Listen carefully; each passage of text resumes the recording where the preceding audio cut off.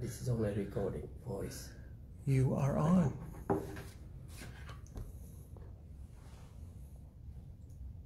Thank you. We are here at the United Nations building to talk about West Papua issue, and we are very pleased that Dr. Hannah is here, and I myself, I'm Vice President of United Liberation Movement, and then you can mention your position. I'm an expert member with the UN Permanent Forum for Indigenous Issues. My name's Hannah McGlade. I'm from the Kurin Manang people of Western Australia. I'm Yeimo. I'm international spokesperson for the West Papua National Committee, KNPB. And so after we are about to close our Indigenous Permanent Forum, here we will give Hannah, who's been speak up about West Papua's issue here in this forum, and we would like her to explain about the role and what we should be doing in the future, so that West Papuans' right for self-determination, and both in the political right of self-determination, but also in our existence under Indonesian governments can be heard. The Permanent Forum upholds the rights of Indigenous people under the United Nations Declaration on the Rights of Indigenous Peoples, which was adopted by the General Assembly in 2007. Every year there's an annual meeting here in New York in April for 2 weeks, where Indigenous peoples from all around the globe come and participate in the forum's meetings. And human rights is a part of the work that we do here. We listen to any human rights issues, we record, we encourage states comply with the United Nations Declaration on the Rights of Indigenous Peoples and wider UN law. I've met West Papuan people through this work. I support the cause of West Papuan people to the protection and the realisation of their fundamental human rights, including their right to self-determination. Yesterday at the Permanent Forum, I made an intervention in response to the Indonesian government, and I reminded them that more than 100 countries in the world, including Australia, have supported have supported an independent observer, have supported the United Nations Office of the High Commission of Human Rights to have entry into West Papua and to monitor the situation of human rights in that country. My country, Australia, supports this, as does the United States, Canada, and the Pacific Island nations, as well as many others.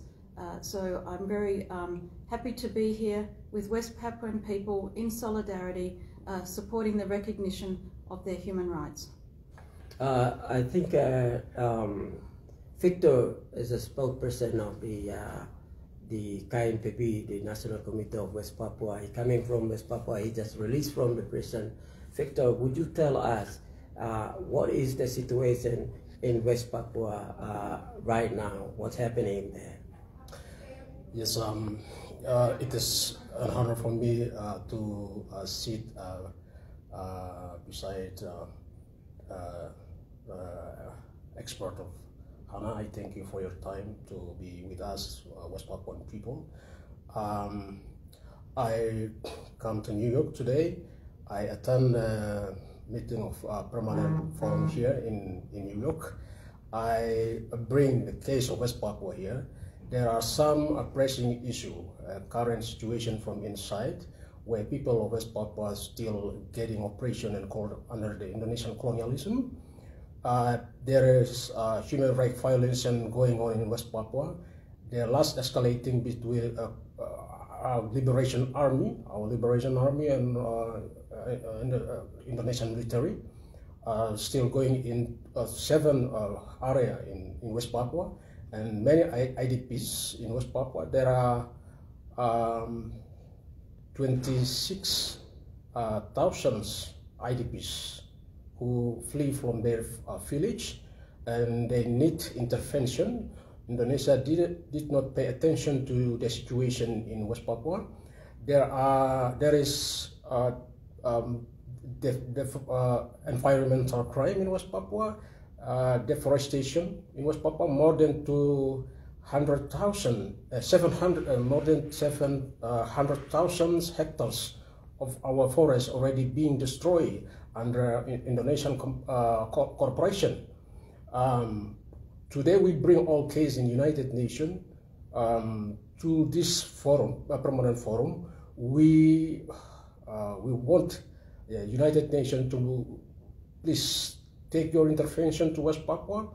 Yesterday I met with a permanent special reporter on indigenous here in United Nations. I asked him, I request him to visit West Papua to see closely about the case of indigenous people of Papua. Today I'm very happy today because we have our brave expert here in United Nations, Mrs. Hannah, to stand solidarity and make a powerful statement on West Papua. I'm on behalf of my people of West Papua. I give my thanks to the peoples, to the organization, also to the United Nations who put pressure on the issue. I thank you. I think that this year is a kind of a phenomenon for West Papuan as well, because in this year, United Liberation Movement for West Papua formally sponsoring a couple of side events, and the theme of this meeting is a self-determination. And this year, Hannah might give us what is our Pacific Islands, how intensively using this forum, and where we are going there from here in the future. But before that, I would like to, just elaborate that West Papuans are founder of this forum.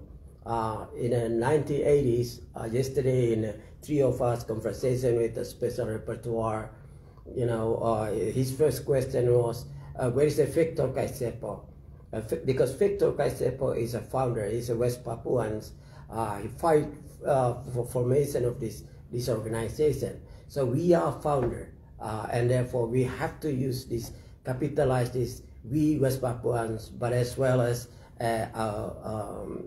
Pacific islands. I personally am involved with this forum since 1999, when I'm exiled from Indonesia as a journalist, live in this country, get a citizenship, and fight for West Papua. But Hannah, I think it will be kind of a closing statement. After you've been serving for two terms, can you give us what West Papua need to be doing, and what the Pacific Islanders can be utilized at this forum? We've had some good discussions about re-establishing our Pacific Caucus so that we can stay in contact more and promote our own engagement here, and give support to West Papua and other Pacific Islanders who face particular challenges in attending the meeting of the Permanent Forum.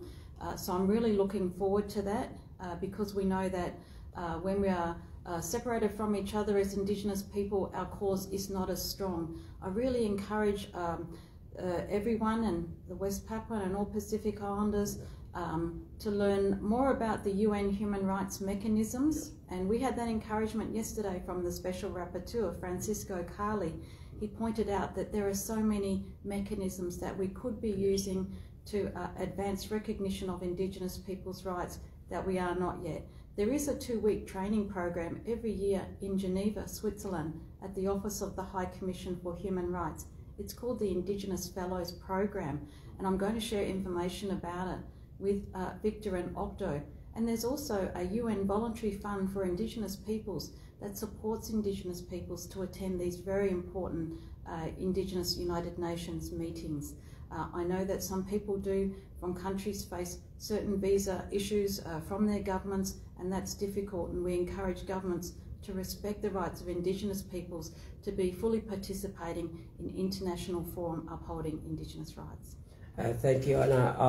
Lastly, Victor, can you in Indonesian language explain to our Papuans people what this institution, what is the permanent forum is for, and how can we, West Papuans can use this in Indonesian language?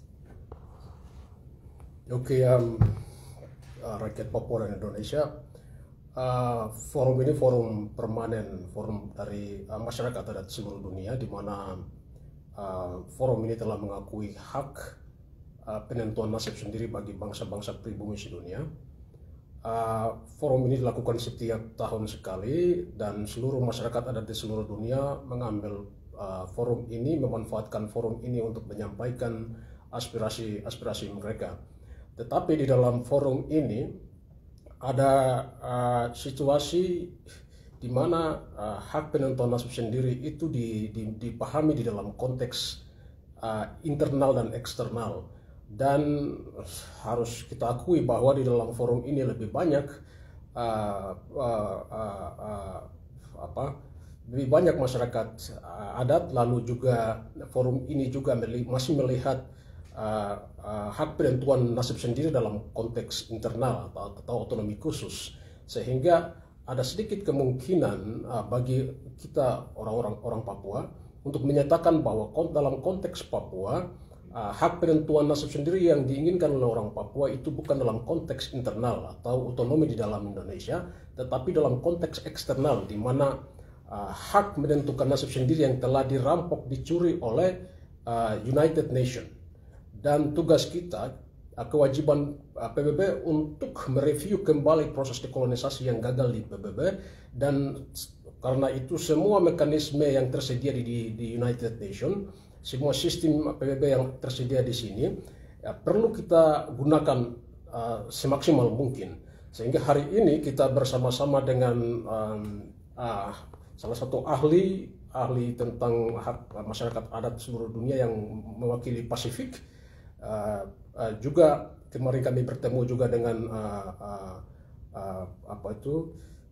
special reporter atau pelapor khusus PBB untuk indigenous people atau masyarakat adat di sini. Kami dianjurkan banyak hal, ada banyak pesan yang kami sampaikan, dan saya secara resmi mengundang kepada beliau untuk bisa berkunjung ke Papua. Ya, walaupun Indonesia sampai hari ini masih menolak Komisi HAM PBB untuk berkunjung ke Papua. Karena itu saya berharap kepada rakyat Papua, proses kita masih jauh dan kita mesti mengikuti banyak mekanisme di dalam PBB di sini. Tapi yang terpenting adalah ada banyak orang yang siap membantu kita di Perserikatan Bangsa-Bangsa. Ada banyak expert, ada banyak pelapor khusus, termasuk pelapor khusus yang kami ketemu kemarin, menyatakan kepada kami bahwa sudah berulang kali menyampaikan kepada Indonesia tentang situasi HAM di Papua. Tetapi Indonesia lagi-lagi tidak merespon itu dengan baik.